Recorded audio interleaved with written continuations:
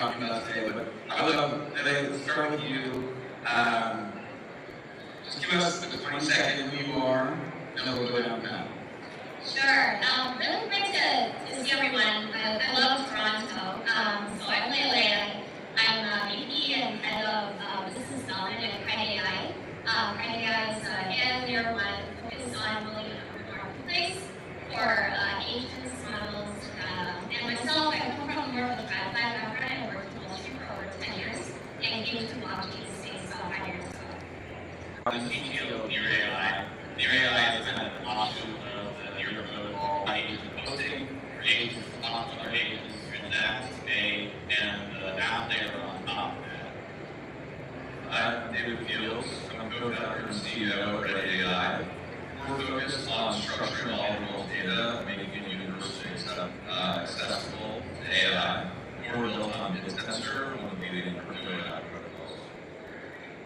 I am Nicolas. I'm one of the founders of Pi Network and creating the technology.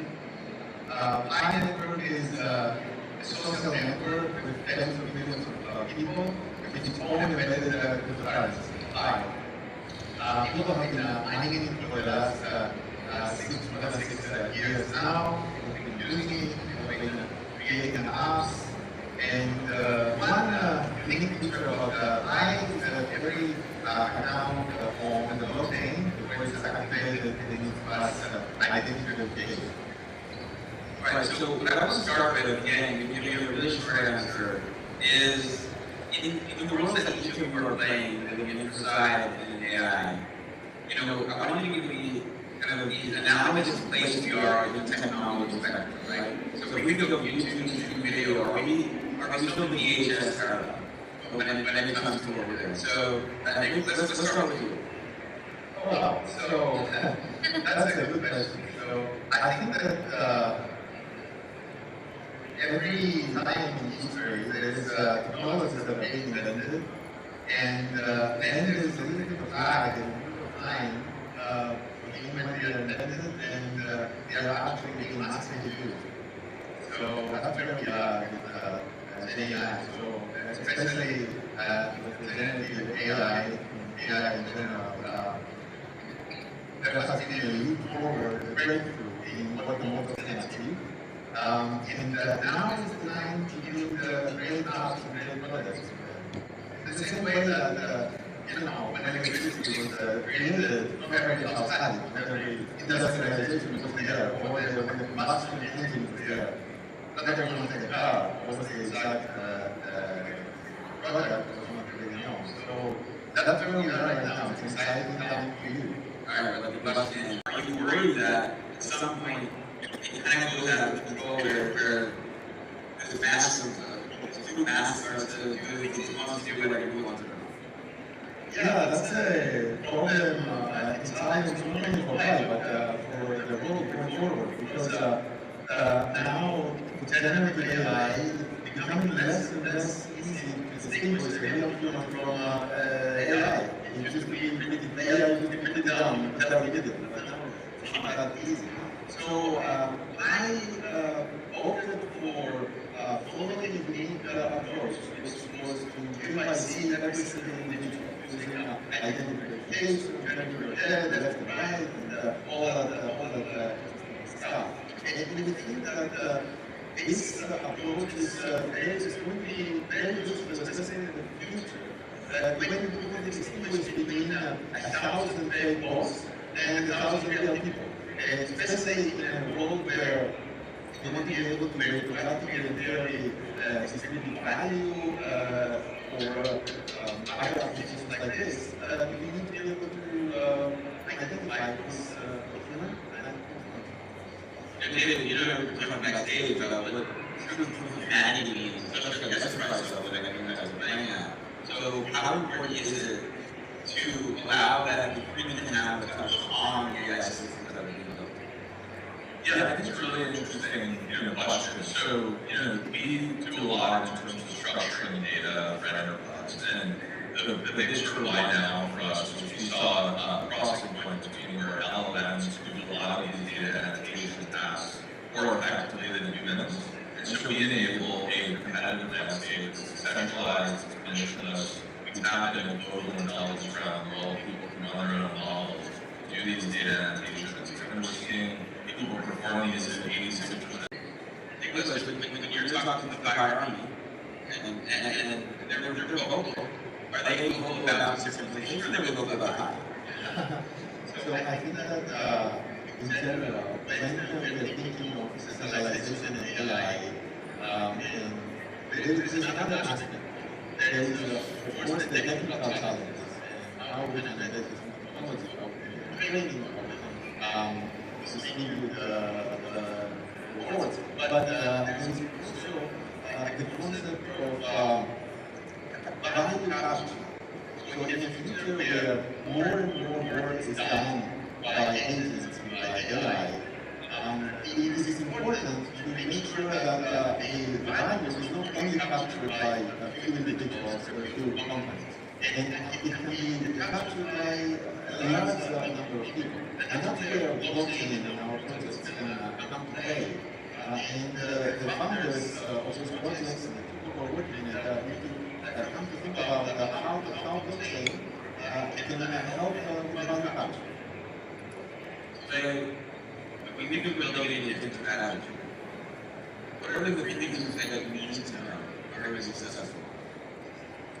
Yeah.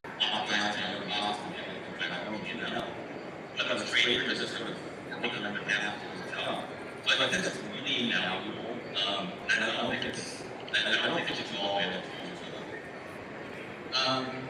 Running out of time, my last question relates exactly what you said, and I want to get your opinion on it. To me, stablecoins, agents, this is the future of commerce on the internet. Like, there's no doubt in my mind about that. So, how do you guys look at this idea of balancing out how we can build systems that allow for doing these things at the micro level, and know that the traditional financial system also says, no, what about our fees? Right? What about that? But we are reinventing a new way of commerce, a new way of behavior. So just give us, the final thoughts are giving us on what it means to bring agents, stablecoins, decentralized AI together and build the apps.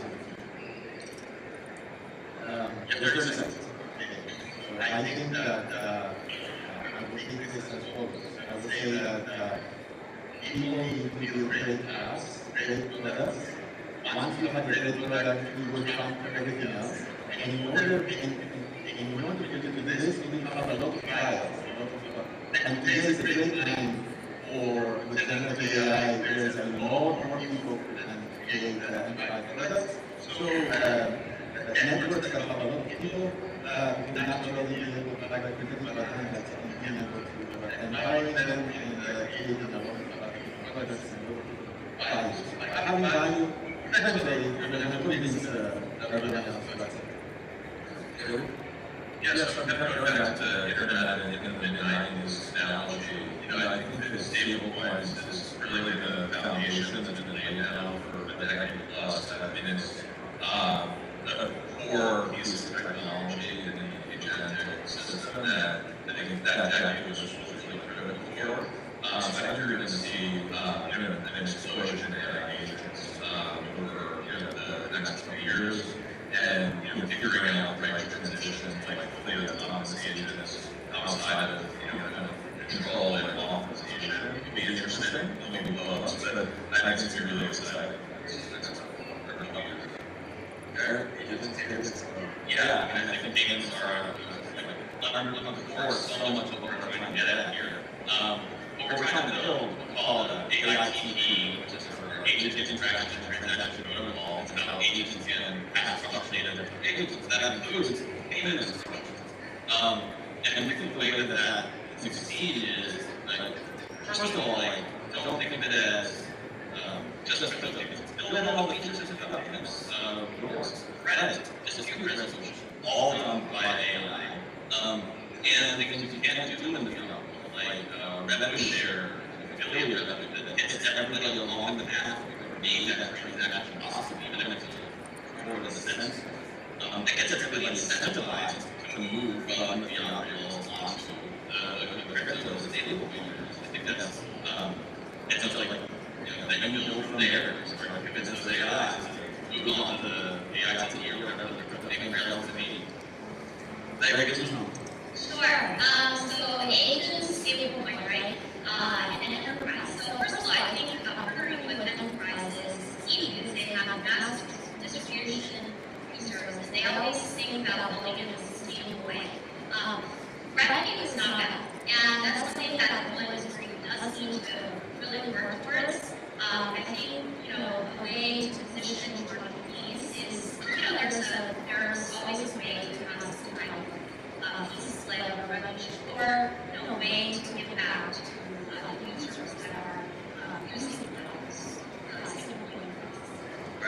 But that's all I'm going to have. Thank you all so much for this. Thank you.